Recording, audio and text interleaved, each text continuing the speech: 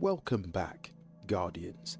My name is Samlab, and today I wanted to do something a little different. Tomorrow will have the Edge of Fate live stream. Many of you are new players to Destiny, and some of you are returning players, and I think, as I've said in previous videos in the last week, this is the perfect jumping on point for the next phase of Destiny. We're talking about, essentially, I'm going to assume what will be the next 10 years of Destiny. I'm super excited, many other content creators are excited, and a ton of the Destiny community are really looking forward to what the Bungie team have been cooking up, especially, most especially, from a narrative point of view. So without further ado, I will play this clip forward. Now this teaser contains both footage from today's teaser and footage from last week's teaser that we got. So let's play, and then I will attempt to break this down, and we'll talk about the lore ramifications.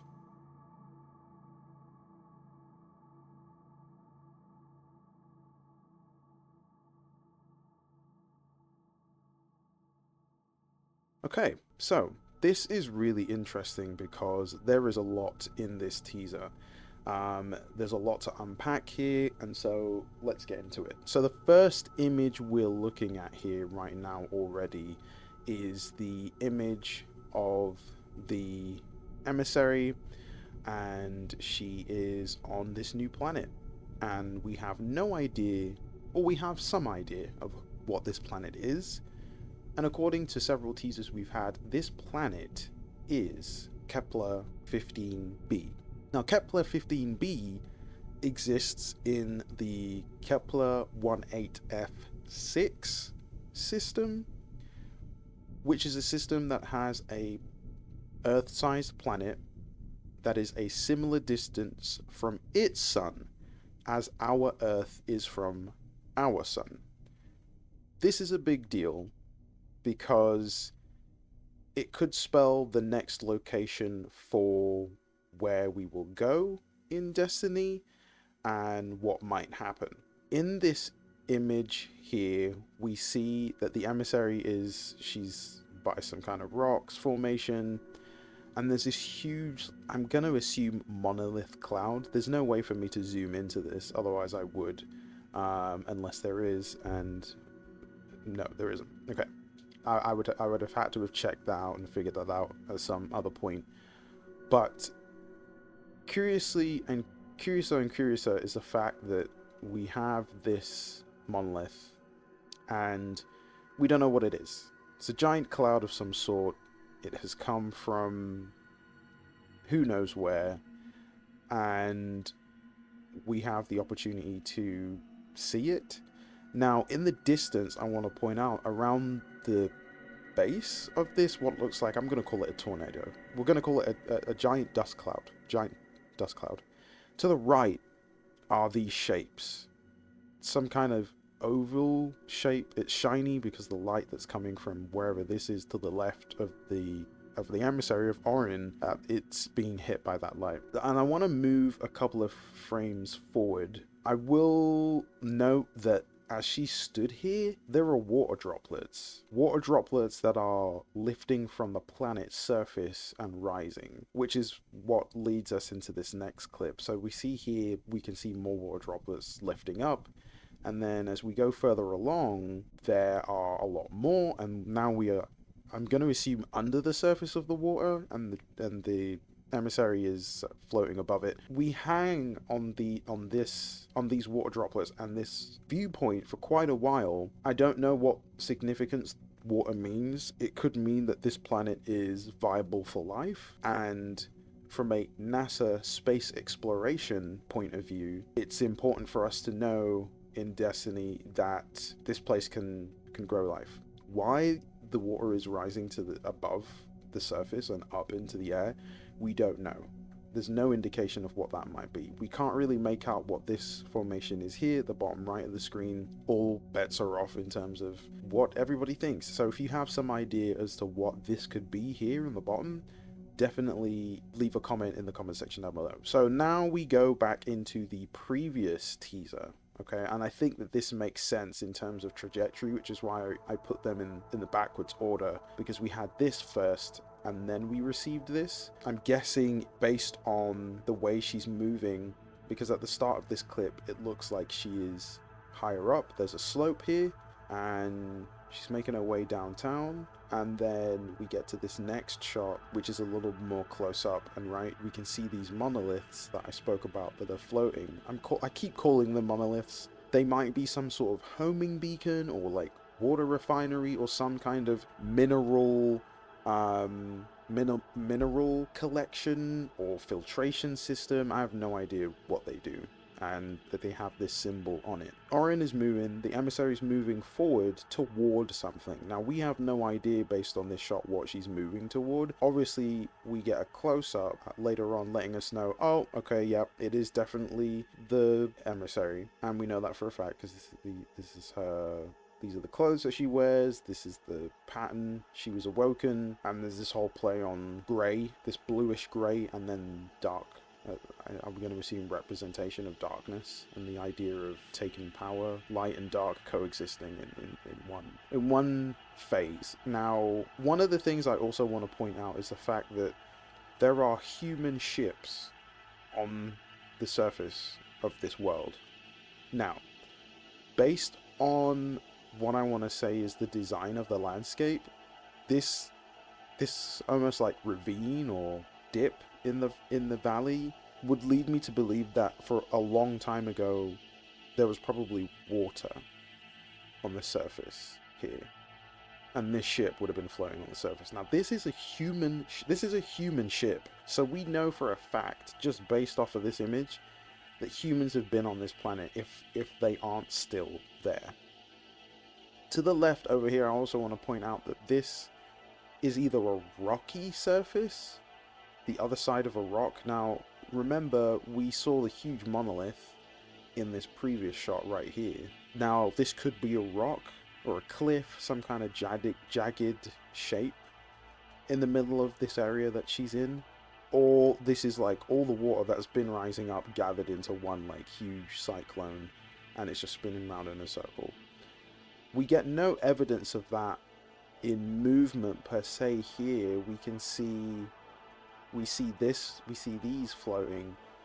We don't really see much moving here. We see the clouds moving though, for sure. So we still have no idea what this shape is in the background, but we see these everywhere. So there's 1, 2, 3, 4, 5, 6, giving us the sense that, okay, these are strategically planted. Somebody has placed them there, in short. And so I think it's good to keep note of this, keep note of the symbol on it, because maybe some part of that will be revealed in tomorrow's live stream. I have no idea what Bungie will do, but we can hope that they will attempt to answer this. And we haven't really seen any other symbols within Destiny's iconography that would give us a clear indication as to who put these here and why they're here. In fact, we don't even know what this thing is. And I talked about the concept art that I showed last week, that Bungie showed us earlier last year, or late last year, early this year, and we still don't know what they are, so we'll figure it out. But we can assume, based off just this section of this video, that there was some evidence of life here, because this is a human boat. This is like a yacht or some kind of battle cruiser, it looks like to me, with the antennae sticking out at the sides and the hull of the ship. And it's clearly been here for a long time because it's encrusted and the earth has kind of grown up around it. Why is Orin here? We don't know, but I made reference to this the other day in somebody replying to a post on Blue Sky that I shared, and I was asking questions in terms of what do people think will happen with the 9, and I made reference to perhaps in Season of the Drifter, when the emissary says, we've come to say goodbye, our attention is required elsewhere. Now at that point in time, my assumption or my speculation is that this particular area that she's in right now is that somewhere. But given the different points in lore and where Season of the Drifter sits, it could have potentially been any time. Europa being one of the places that the Nine were going to visit, but that wouldn't make sense because we didn't get to Europa until, even in Destiny standards, years later.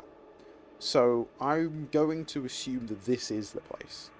And we know that the Drifter, or we can assume that the Drifter has been to this place too, based on the teaser trailer that we had about the Drifter and the chess pieces, and how after Aerith's Maul died, he was preparing to run away. He kind of ran away from the system, which it's not the first time he's done that, so it's interesting that he chose to do it again. So I'm hoping that we will learn a lot about what the Drifter saw the first time he left the system versus this second time of him even getting close to the outer edge of the system. And this planet, I'm going to assume, is the same planet that he visited. And it's also possible that this planet is where the Nine got that chunk of rock, the hole that is the chunk of rock that is attached to the Drifter's ship, the Derelict. Why that rock is able to do the things that it's able to do, I don't know, but it's obvious that that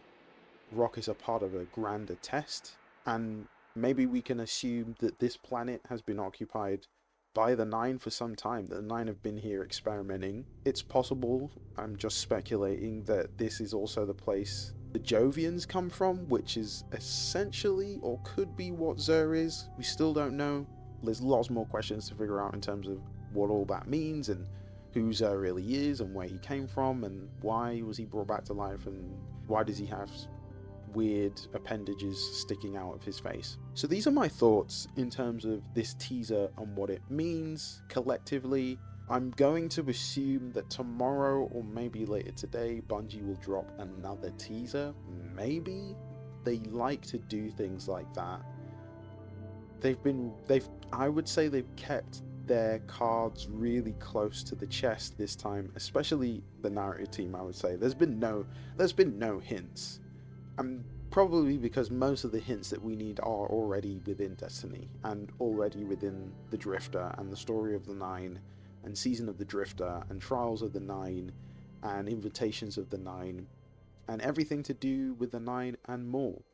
And on the back end of this, we also have potential teasers of maybe old Chicago. So that's going to be interesting as somebody who is writing, directing, and producing a TV series called Old Chicago, all about 3 Guardians who went to Old Chicago. And we're definitely in the pressure cooker, but we have some good stuff coming for you guys. I will be doing a vlog later this week, probably tomorrow or Wednesday, to give you guys a sneak peek at the progress of that and give you an update, because it is still very much happening.